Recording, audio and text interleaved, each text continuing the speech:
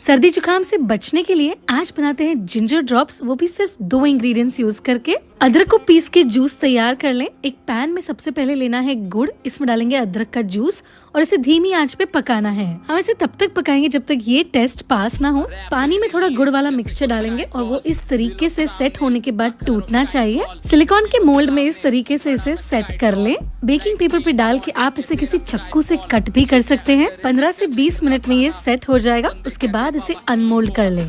इसके ऊपर बहुत थोड़ा सा कॉर्नफ्लावर डस्ट करेंगे ताकि ये नॉन स्टिकी हो जाए। आसान था ना? सर्दियों में आप भी इसे ट्राई करें एंड एंजॉय।